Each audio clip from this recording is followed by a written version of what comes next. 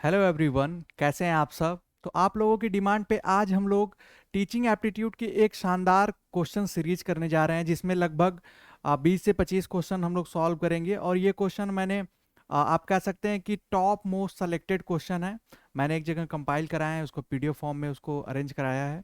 तो अगर आप इस वीडियो को इन तक देख लेंगे तो आपको ये तो पता चल जाएगा कि टीचिंग एप्टीट्यूड में क्वेश्चंस कैसे आते हैं और उनका नेचर कैसा है। और मैंने इससे पहले भी प्रीवियस ईयर पेपर सॉल्व कराया है, सीवीईटी या जिसको सीयूसीईटी पहले कहते थे, उसका पेपर है। उसको भी आप देख सकते हैं, डिस्क्रिप्शन में लिंक है, वहाँ मिल जाएगा। अगर आपने अभी तक सिलेबस नहीं देखा है कि टीचिंग एप्टीट्यूड का सिलेबस क्या है, तो वो भी आप देख सकते हैं। तो चलिए शुरू करते हैं। जैसा कि आप लोगों की स्क्रीन पे दिख रहा होगा, ये सेट वन है, ठीक है। और इस सेट वन में हम लोग करेंगे एक इम्पॉर्टेंट क्वेश्चन। पहला आप देख सकते हैं, a teacher can be successful if he और सी, टीचर मेल फीमेल कोई भी हो सकता है, वो कब सक्सेसफुल हो सकता है। ऑप्शन आप देखिए, यहाँ पे क्या होगा कि आपको आइडियल सोचना है और साथ ही साथ आपको कुछ चीजें आपको अडॉप्ट करनी है कि जब आप क्वेश्चंस को सॉल्व करेंगे तो कुछ कुछ ऐसे ऑप्शन होंगे जो लगेगा कि ये भी सही है वो भी सही है। तो हमें जो सबसे सटीक होगा, लाइक सटीक जो ऑप्शन लगेगा वही हमें चूज करना होगा इस एग्जाम में। इसको आप देख सकते हैं यहाँ पे। देखिए अभी जो ऑप्शन ए है इसका, helps student in becoming better citizen, या यहाँ पे मैं इसको बताने के लिए एरो लगा रहा हूँ, ठीक है। आप ये देख सकते हैं। दूसरा ऑप्शन है impart subject knowledge to student, या prepare student to pass the examination, या present the subject matter in well organise manner. आप सभी लोग जो भी अगर हिंदी मीडियम के स्टूडेंट्स हैं वो ध्यान देंगे, आप इंग्लिश को आपको अडॉप्ट करना पड़ेगा। हम क्वेश्चन तो अवेलेबल करा देंगे, लेकिन आपको थोड़े हैबिचुअल होना पड़ेगा ऐसे क्वेश्चन से। तो मैं दोनों बाइलिंगुअल बोलते जाऊंगा, समझाते जाऊंगा। तो आप लोग इसको ऐसा मत सोचिएगा कि ये केवल इंग्लिश मीडियम के स्टूडेंट्स के लिए, सबके लिए है, ठीक है। तो आप ऑप्शन यहाँ देखना है कि यहाँ पे देखिए लिखा है कि सक्सेसफुल कैसे हो सकता है एक टीचर। तो एक टीचर सक्सेसफुल कैसे हो सकता है, क्या बच्चों को एग्जाम पास करा देगा तो सक्सेसफुल होगा, या प्रेजेंट कर रहा है सब्जेक्ट को वेल मैनर्ड में तो वो होगा, या सब्जेक्ट नॉलेज दे रहा है उनको, या सब्जेक्ट नॉलेज से हट के भी चीज़ें बता रहा है। थोड़ा टाइम लग सकता है, लेकिन ये आप लोगों के लिए आप कह सकते हैं कि मोस्ट बेनिफिशियल होगा। तो इसको आप लोग सीरियसली समझिएगा। अब हम लोग क्वेश्चन नंबर सेकंड देख लेते हैं, आप लोगों की स्क्रीन पे है। Which one of the following is the main objective of teaching. अब ये पूछा है मेन ऑब्जेक्टिव ऑफ, जो टीचिंग का मेन ऑब्जेक्टिव क्या है। तो हिंदी में इसको आप कह सकते हैं कि टीचिंग जो शिक्षण है उसका मेन उद्देश्य क्या है। To give information related to the syllabus, क्या सिलेबस के रिलेटेड या उससे संबंधित इंफॉर्मेशन देना, क्या ये ऑब्जेक्टिव है। Develop thinking power of student, क्या उनको थिंकिंग पावर डेवलप करना, या डिक्टेट नोट्स टू स्टूडेंट्स, उनको बोल के नोट्स बनवाना या नोट्स के लिए नोट्स तैयार कराना। To prepare student to pass the examination, या सिर्फ उन्हें एग्जाम पास कराना। तो what should be the main objective of teaching. यहाँ पे आप कुछ टर्म्स को ध्यान में रखिएगा कि हालांकि यहाँ पे तो क्वेश्चन काफ़ी सिंपल था, सीधा था, लेकिन आपसे ऐसे भी क्वेश्चन पूछे जा सकते हैं और उसमें आपको दो तीन ऑप्शन सेम लगेंगे। लेकिन यहाँ पे मेन ऑब्जेक्टिव क्या है, तो मेन ऑब्जेक्टिव है to develop thinking power to of students. बच्चों में जो, अगर आप एक टीचर होकर, एक आइडियल टीचर होकर क्वेश्चन को सॉल्व करिएगा, तो वहाँ पे ये होगा कि बच्चों में डेवलप एक जो आप कह सकते हैं थिंकिंग पावर डेवलप करना, कि वो जो आने वाली प्रॉब्लम्स है, वो चाहे क्लासरूम प्रॉब्लम हो या उनके रियल लाइफ की प्रॉब्लम हो, उनको वो सॉल्व कर पाए या उसके बारे में सोच पाए, ठीक है। थर्ड आप देख सकते हैं, द टीचर या teacher uses teaching add for. जो स्टूडेंट जो टीचर है वो टीचिंग एड क्यों यूज करता है। अभी आप लोग हो सकता है टीचिंग एड के बारे में नहीं जानते हो। टीचिंग एड का मतलब होता है वो जितने भी उपकरण, इक्विपमेंट्स जो टीचिंग एड में यूज होते हैं, सॉरी टीचिंग में यूज होते हैं, उन्हें टीचिंग एड कहते हैं। जैसे अगर हम एक क्लासरूम में गए, बच्चों को समझाने के लिए हम एक चार्ट ले गए, आप टीचर्स पढ़ाते हैं तो आप लोगों को मैप ले जाते हैं, या हमने कोई प्रोजेक्टर पे एक वीडियो दिखाया, या कोई और अलग तरीके से कोई टॉयज, खिलौने लेकर गए दिखाने के लिए, कोई भी ऑब्जेक्ट ले गए जो कि टीचिंग में हमें वो हेल्पफुल है, तो वही टीचिंग ऐड होता है। तो इसका यूज क्यों किया जाता है, ऑप्शन आप देखिए, मेकिंग टीचिंग इंटरेस्टिंग, क्या टीचिंग को इंटरेस्टिंग बनाने के लिए, या making teaching with in understanding level of student, उनके अंडरस्टैंडिंग लेवल ऑफ स्टूडेंट्स के लिए मतलब उनके लेवल तक लाने के लिए, या मेकिंग स्टूडेंट्स अटेंटेटिव, या उन्हें सतर्क करने के लिए, या उनका ध्यान आकर्षित करने के लिए, या the shake of it use. Right answer इसका क्या होगा? तो इसका जो राइट आंसर होगा वो होगा ऑप्शन बी। देखिए यहाँ पे दो चीज लिखा है, making teaching with in understanding level of student. Teaching को इस लेवल तक बनाना है कि जो उनके अंडरस्टैंडिंग लेवल तक हो। जो हम टीचिंग ऐड यूज करेंगे तो हम ये भी ध्यान रखेंगे कि वो टीचिंग ऐड उन जो जिन्हें हम बता रहे हैं पढ़ा रहे हैं उनके मेंटल लेवल का हो, उनके थिंकिंग लेवल का हो। ठीक है, जैसे अगर छोटे क्लास में है तो हम वहाँ पे खिलौने का यूज़ कर सकते हैं, बड़ी क्लास होगी तो वहाँ पे कुछ लाइव एग्जांपल्स ले सकते हैं, या उनके एक्सपीरियंसेस, या कोई बड़े चार्ट या वीडियोस ऐसे चीज़ों का यूज़ कर सकते हैं। अब देखिए क्वेश्चन फोर्थ है, dynamic approach to teaching means. Dynamic approach of teaching का मतलब क्या होता है? डायनेमिक का मतलब आप सभी लोगों को पता है कि मल्टी डायमेंशनल को डायनेमिक कहते हैं, गतिशील कहते हैं, जो एक जगह रुकती नहीं, हमेशा चेंज होती रहती है, ऐसे इसको समझ सकते हैं। तो देखिए ऑप्शन देखिए, teaching should be forceful and effective, या teaching should be energetic and dynamic, the topics of teaching should not be static but dynamic, या the student should be required to learn through activities. तो यहाँ का जो इस question का right answer होगा वो होगा fourth one, the student should be required to learn through activities. Dynamic approach का मतलब होता है कि हम ऐसे अप्रोच को करें, ऐसे अप्रोच को अप्लाई करें कि बच्चे जो हैं वो आ, आप कुछ कोई भी एक्टिविटी, चाहे वो फिजिकल हो, मेंटल हो, उससे सीख सकें। तो ये डायनेमिक अप्रोच होता है, इसको आपको याद ही करना पड़ेगा और कोई ऑप्शन नहीं है। ये क्वेश्चन नंबर फिफ्थ आप देख सकते हैं, spare the rod and spoil the child, give the message that. ये एक मुहावरा है इंग्लिश का, spare the rod and spoil the child. मतलब कि अगर आप अ, बच्चों को डांटते नहीं हैं या उन्हें पनिश नहीं करते हैं तो बच्चे बिगड़ जाएंगे। ये हमारे यहाँ भी उतने ही रेलिवेंट ये कहावत है कि अगर बच्चे को ज़्यादा सर पे चढ़ाया या बच्चे को डांटा नहीं तो बच्चा बिगड़ जाएगा। इस message, give the message that, इसका मीन, एक्चुअल मीन क्या है ये हमें यहाँ ढूंढना है। Punishment in the class should be band, क्या पनिशमेंट जो है वो क्लास में बैन होनी चाहिए? आप सोचिए इस क्वेश्चन पे, ऑप्शन को ध्यान से समझेंगे तो आपको टीचिंग एप्टीट्यूड का एक्चुअल मीन पता चल जाएगा, और ये भी पता चल जाएगा ये क्वेश्चन पूछा क्यों जाता है और ये सिलेबस ही क्यों डाला गया है बीएड के लिए। ठीक है, अब यहाँ पे आप देखिए, corporal punishment is not acceptable. Corporal का मतलब होता है कि जो आप उनको फिजिकली आप कह सकते हैं फिजिकल पनिशमेंट। उसके बाद अनडिजराइबल जो बिहेवियर मस्ट बी पनिश्ड, या children should be beaten with rod, क्या बच्चों को रॉड से मारना चाहिए? तो ऐसा नहीं है। ऊपर का पनिशमेंट बैन भी हम नहीं कर सकते हैं, इससे इम्पैक्ट, इससे वो मत एक तरीके से एक लेवल पे हमें पनिशमेंट का, इसका मतलब फिजिकल पनिशमेंट ही सिर्फ पनिशमेंट नहीं होती है। अगर हम कोई होमवर्क दे दिए या कुछ और चीज़ें दे दिए, उनको एक्टिविटीज़ कराने के लिए दे दिए, वो पनिशमेंट के रूप में। तो राइट आंसर जो होगा आपके इस क्वेश्चन का वो होगा undesirable behaviour must be punished. अगर एक टीचर को लगता है कि बच्चे के अंदर अनडिजायरेबल जो बिहेवियर आ रहा है, लाइक वो चोरी कर रहा है या गाली दे रहा है या कोई ऐसी एक्टिविटी जो कि वो सही नहीं है, तो उस कंडीशन में उनको पनिश्ड करना चाहिए। हालांकि पनिशमेंट के भी कई तरीके होते हैं कि आप किस तरीके से पनिश करें। फिजिकल पनिशमेंट सबसे अल्टीमेटम पनिशमेंट मानी जाती है या यूज करना चाहिए अगर आप एक टीचर हैं। सिक्स्थ आप देख लीजिए, at the primary school stage most of the teacher should be women because they. ये one of the best question आपको बता दें, यहाँ सोचना है आपको क्योंकि आप भी एक स्कूल से पढ़ के आए हैं। Eight the primary school stage most of the teacher should be women because दे।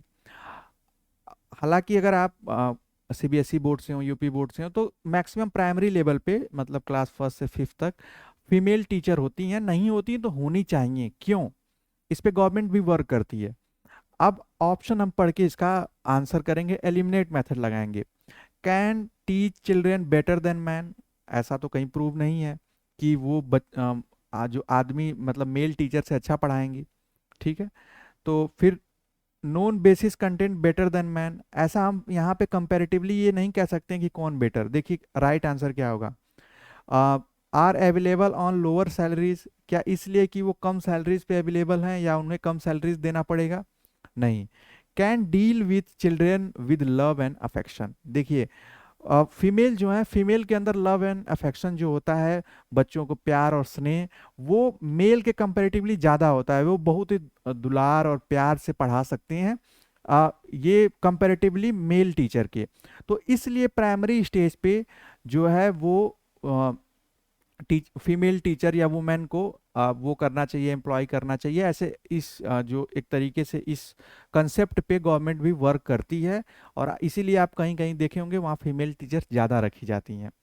तो ऐसे क्वेश्चन भी आपके एग्जाम में आएंगे, इससे आपको पता चल गया होगा कि टीचिंग एप्टीट्यूड क्या है। अब देखिए, अब हम लोग कुछ क्वेश्चन जल्दी जल्दी करेंगे। A person can enjoy teaching as a profession when he, अभी हम प्रीवियस ईयर पेपर सॉल्व कर रहे थे तो उसमें भी हम लोगों ने देखा था।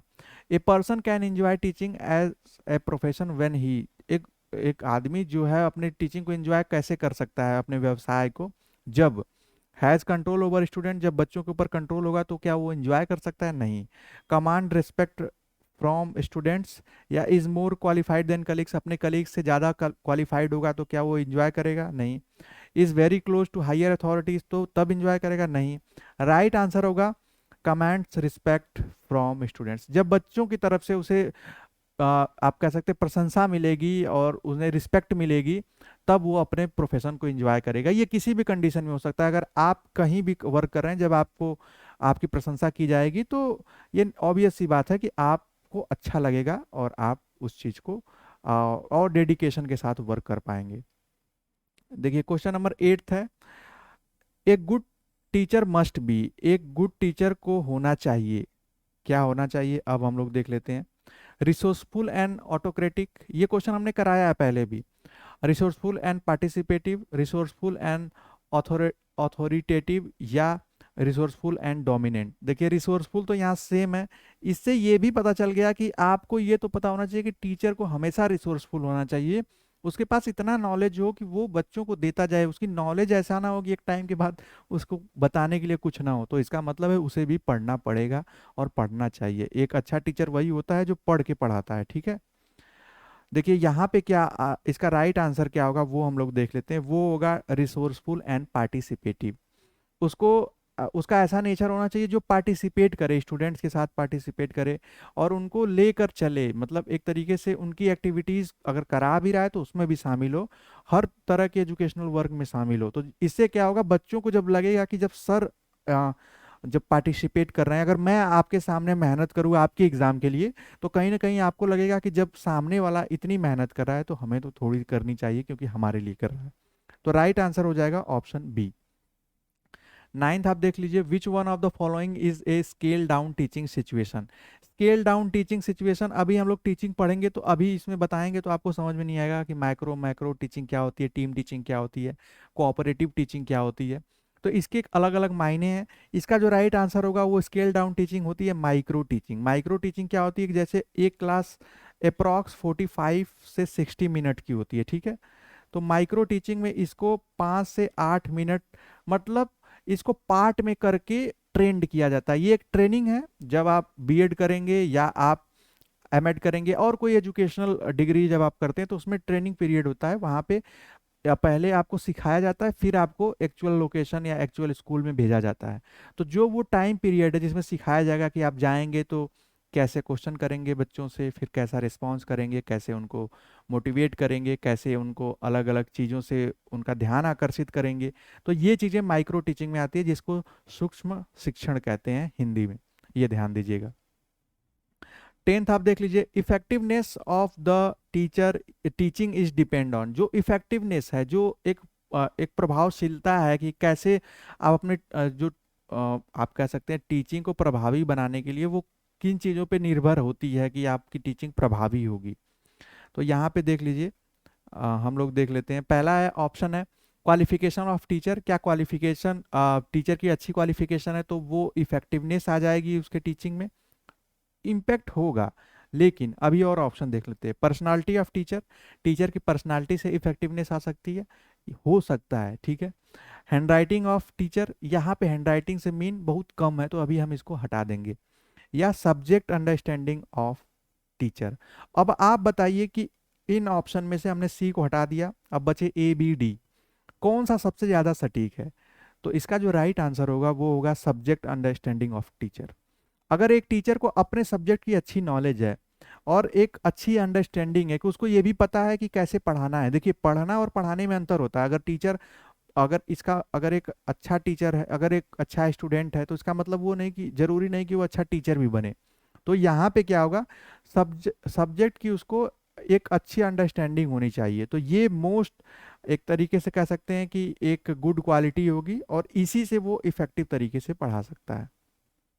11 देख लीजिए, while teaching if there is some disturbance in class a teacher should, पढ़ाते समय क्लास लेते समय अगर कोई डिस्टरबेंस होती है तो टीचर को क्या करना चाहिए?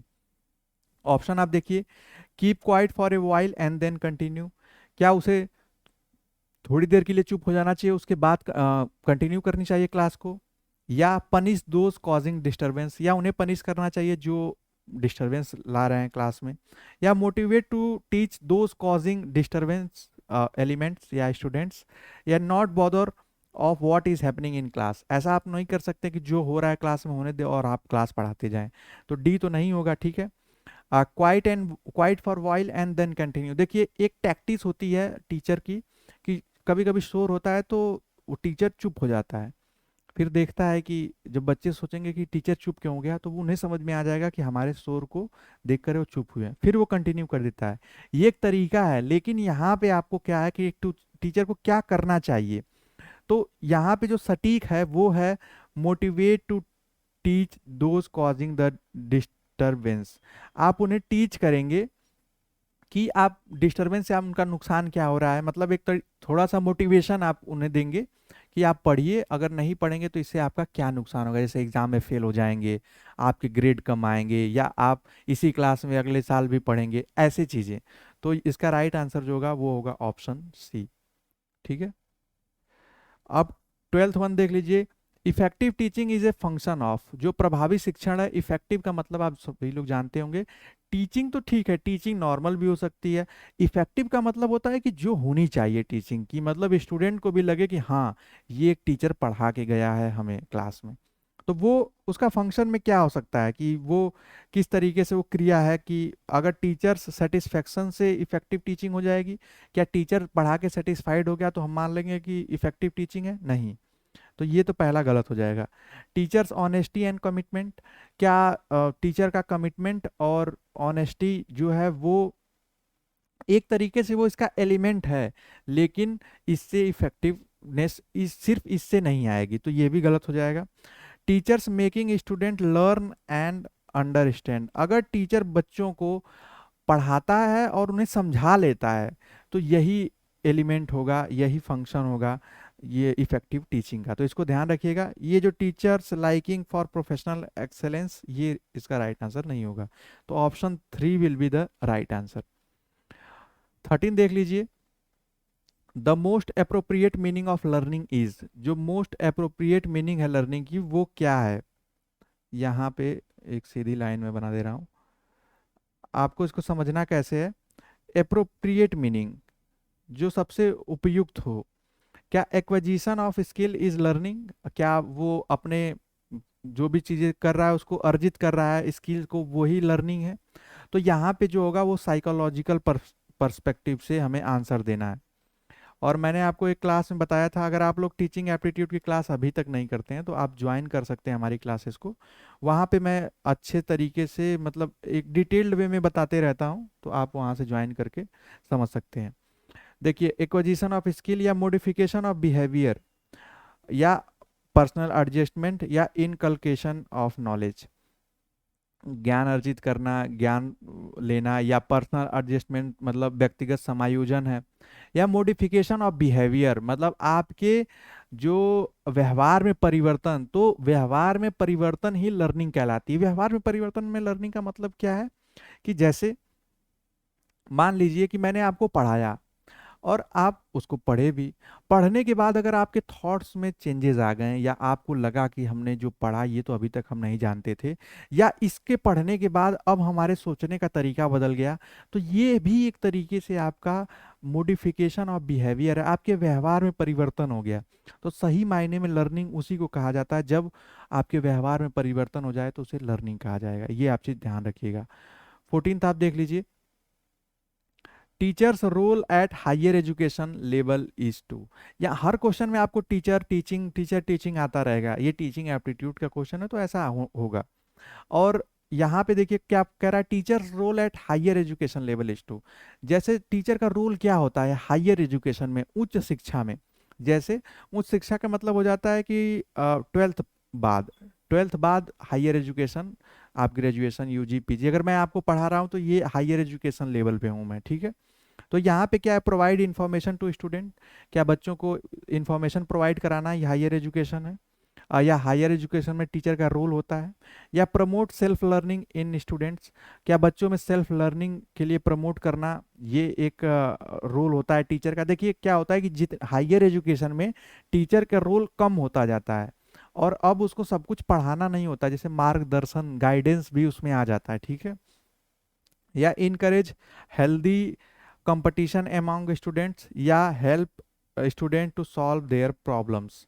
यहाँ पे क्या होगा, अब आप इसमें दो चीजें हो सकती हैं। पहला ये है कि promote self learning in students, ये भी सही है। और दूसरा होगा help student to solve their problems, बच्चों की जो आने वाली जो समस्याएं हैं उनको सॉल्व कराना। तो इस क्वेश्चन में दोनों ऑप्शन सही है। और हालांकि अगर आपको दोनों में से किसी एक को करना हो, कि मान लीजिए ऐसी सिचुएशन आ जाए कि सर दोनों में से किसी ऐसा तो होगा नहीं कि दोनों में से दोनों सही हैं, तो उस कंडीशन में आपको बी, ऑप्शन बी जो है वो चूज करना होगा, promote self learning in students. उस समय क्या होगा, हायर एजुकेशन में आपको उन्हें प्रमोट करना होगा कि आप खुद से पढ़िए समझिए, क्योंकि अब आपके पास पढ़ाने के लिए कम रहता है। आप उन्हें बस प्रमोट करते हैं कि आप ऐसे पढ़ेंगे, इस किताब से पढ़ेंगे तो ज़्यादा समझ पाएंगे। तो ये ध्यान दीजिएगा। उस कंडीशन में आपका आंसर जो होगा वो ऑप्शन बी सही हो जाएगा। लेकिन अगर यहाँ हायर नहीं होता तो स्टूडेंट्स की हेल्प जो है वो भी सही आंसर था। ये डायलेक्सिया जो है ये एक बीमारी है, ठीक है। इसका एसोसिएटेड विथ, ये किससे एसोसिएट है, संबंधित है।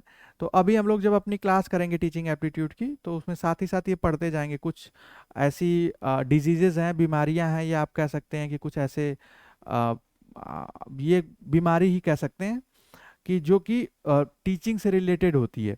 तो इसी तरीके से डायलेक्सिया एक बीमारी है, किससे है, मेंटल डिसऑर्डर से, बिहेवियरल डिसऑर्डर से, या रीडिंग डिसऑर्डर या राइटिंग डिसऑर्डर। तो ये समस्याएं किससे, ये रीडिंग डिसऑर्डर से। इससे क्या, मतलब इस बीमारी के दौरान पढ़ने में समस्या होती है, वर्ड्स जो होते हैं वो ऐसा लगता है कि वो एक्सपेंड हो रहे हैं, उड़ रहे हैं, ऐसा। तो ये डायलेक्सिया एक बीमारी का नाम है, और जो कि रीडिंग डिसऑर्डर है, उसमें पढ़ने में समस्या होती है। 16 देख सकते हैं, education is the manifestation of perfection already in man. जो एजुकेशन है वो एक तरीके से जो आदमी के अंदर जो पहले से परफेक्शन है उसी का मैनिफेस्टेशन है, उसी की अभिव्यक्ति है जो बाहर निकल के आती है। ये किसने कहा है, ये कहा है स्वामी विवेकानंद जी ने। इसी तरीके से हमने एक क्लास में आपको बताया था कि रविन्द्रनाथ टैगोर जी ने कहा था, teacher is a burning lamp, जो शिक्षक है वो एक जलता चिराग है। तो ऐसे आपको कोटेशन भी याद रखने हैं। 17 देखिए, which of the following is not prescribed level of teaching.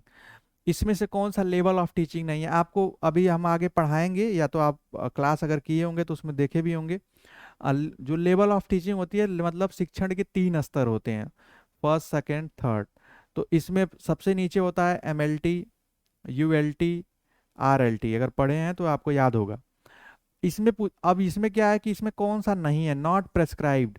तो ये डिफ्रेंसिएशन जो है ये प्रेस्क्राइब नहीं है, तो राइट आंसर आपका ऑप्शन डी हो जाएगा। यहाँ पे आप देखिए 18th है। आ, अभी इस मेथड को, अभी हम लोग आगे की क्लास में मेथड्स को पढ़ेंगे कि मेथड्स क्या होता है, लेक्चर क्या होता है, डेमोन्स्ट्रेशन क्या होता है। तो यहाँ पे आप देख सकते हैं कि इस क्वेश्चन पूछा है, maximum participation of students during teaching is possible through. तो किससे मैक्सिमम पार्टिसिपेंट मतलब बच्चे, सारे बच्चे संलिप्त होंगे उस पढ़ाई में उस तरीके में। तो ये मेथड जो होगा वो होगा इंडक्टिव मेथड। अभी के लिए आप लोग बस इतना याद रखिए, हम आगे की क्लास में इसको बताएंगे कि इंडक्टिव मेथड क्या होता है, डिडक्टिव मेथड क्या होता है, डेमोन्स्ट्रेशन क्या होता है, लेक्चर क्या होता है, सेमिनार, वर्कशॉप, सिंपोजियम, ऐसे चीज़ें, ग्रुप डिस्कशन, इनके वो हम लोग स्पेसिफिकेशन जानेंगे, विशेषताएं, कैरेक्टरिस्टिक जानेंगे। अब देखिए यहाँ पे 19th एक अच्छा क्वेश्चन है, attitude of the teacher that affect teaching pertains to, संबंधित किससे है एटीट्यूड ऑफ टीचर, जो शिक्षक का जो वृत्ति है, मतलब जो उसके सोचने की या सोचने समझने या उसके व्यवहार करने की जो एक तरीके से कह सकते हैं स्किल है, वो किससे संबंधित है। तो यहाँ यूजली 3 डोमेन, ब्लूम टेक्सोनॉमी में 3 डोमेन दिए गए हैं, अफेक्टिव, कॉग्निटिव और साइकोमोटर को ही कोनेटिव कहते हैं। तो जो यहाँ पे राइट आंसर क्या होगा, एटीट्यूड जो होता है वो हमारे मेंटल लेवल से होता है कि हम कैसा सोचते हैं, जैसा हम सोचते हैं जब हम उसको व्यवहार में लाते हैं तो वही एटीट्यूड कहलाता है। तो यहाँ पे क्या होगा, इसका जो राइट आंसर होगा वो होगा, right answer will B affective domain, जिसको कहते हैं भावात्मक। आपको बताऊंगा क्यों। देखिए, एटीट्यूड ऑफ टीचर, जब तक हम सोच रहे हैं तब तक आपको ये नहीं पता है ना, अगर हम सोचते और उससे कुछ आपको पता चल जाता तो यहाँ पे कॉग्निटिव होता, संज्ञानात्मक। लेकिन हमने सोचा, फिर हमने उसको बिहेव किया, मतलब बिहेव किया का मतलब आपको हमारी थिंकिंग पता चलेगी कि हमारे अंदर का भाव क्या है, तो वही भावात्मक हो जाएगा, अफेक्टिव डोमेन हो जाएगा। इसको ऐसे याद रखिए। क्वेश्चन नंबर 20 देख लिए, a good teacher is one who, एक अच्छा टीचर कौन है। ऐसे क्वेश्चन कई बार आ रहे हैं लेकिन सबके अलग अलग नेचर हो जा रहे हैं। जो गिव यूजफुल इंफॉर्मेशन, या एक्सप्लेन कंसेप्ट एंड प्रिंसिपल, या give printed notes to students, या इंस्पायर स्टूडेंट टू लर्न। हो सकता है अभी के लिए आपको लगे कि जो अच्छे से पढ़ाए या जो नोट्स प्रोवाइड करा दे, जो यूजफुल इंफॉर्मेशन दे, जो एक्सप्लेन कर दे कंसेप्ट को, वो अच्छा टीचर है। लेकिन ऐसा नहीं है, ब्रॉड थिंकिंग में समझिए।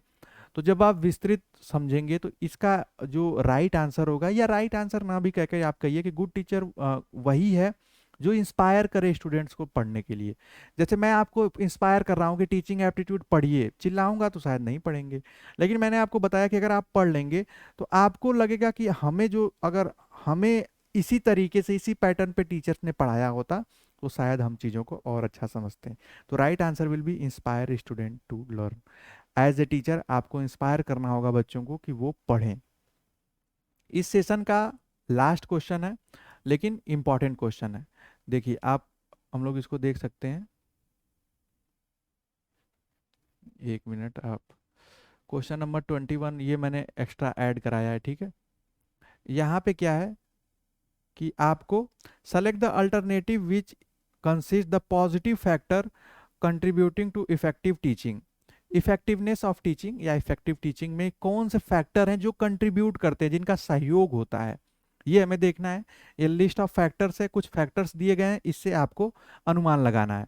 पहला है कि teachers knowledge of the subject, अगर टीचर की अच्छी नॉलेज है उस सब्जेक्ट की तो ये क्या पॉजिटिव फैक्टर है, आपको मानना पड़ेगा है, क्योंकि हम लोग बार बार यही कर रहे हैं। यहाँ पे एलिमिनेट मेथड हम लोग यूज करेंगे। एलिमिनेट मेथड में आपको बता चुका हूँ कि उसका मतलब होगा कि जो पहले लगेगा कि नहीं सही है तो हम लोग उसको पहले ही हटा देंगे। तो देखिए ये सही है। टीचर्स सोशियो इकोनॉमिक बैकग्राउंड, क्या आपको लगता है कि टीचर इफेक्टिव टीचिंग के लिए एक टीचर का अच्छा बैकग्राउंड मतलब सोशियो इकोनॉमिक, एजुकेशनल बैकग्राउंड तो होना चाहिए, क्या सामाजिक और आर्थिक बैकग्राउंड कोई मायने रखता है?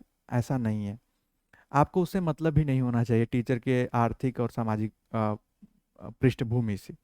Communication skill of the student teacher, क्या टीचर की कम्युनिकेशन स्किल है एक फैक्टर इफेक्टिव टीचिंग की? जी हाँ। तो 2 हमें मिल गया यहाँ पे। अब फिर यहाँ है teacher's ability to please the student, क्या टीचर की एबिलिटी होनी चाहिए कि जो बच्चों को खुश रखे? ऐसा जरूरी नहीं है, हो सकता है लेकिन जरूरी नहीं है। Teachers personal contact with students, क्या आप व्यक्तिगत उनसे संपर्क रखेंगे? ऐसा नहीं। या teachers competence in the managing the monitoring classroom transaction, तो teachers competence in managing and monitoring the classroom transaction, या यहाँ पे ये हो जाएगा कि सिलेबस या करिकुलम ट्रांजेक्शन। इसका मतलब है कि टीचर दक्ष हो क्लास को मैनेज करने में और मॉनिटरिंग करने में, देखने में, उसको सुचारू रूप से चलाने में। तो यहाँ पे ये तीन ऑप्शन सही हैं, ए, सी और एफ। तो इसमें आप देखेंगे तो फोर्थ वन जो होगा ये हो जाएगा आपका राइट आंसर। तो आपने देखा कि हम लोगों ने कुछ समय लिया आपका, लेकिन अच्छे क्वेश्चन हमने सॉल्व किए, और इसमें इस सीरीज में हम लोगों ने लगभग 20 से 21 क्वेश्चन सॉल्व किए। तो टीचिंग एप्टीट्यूड की अगर आप लोग क्लास करना चाहते हैं तो आप हमसे जुड़ के, डिस्क्रिप्शन में लिंक है, वहाँ आप क्लास कर सकते हैं। तो आज के लिए सिर्फ इतना ही, मिलते हैं नेक्स्ट अपडेट या नेक्स्ट क्लास में और भी इम्पोर्टेंट क्लासेस और क्वेश्चंस के साथ। तब तक के लिए bye bye, take care and keep watching.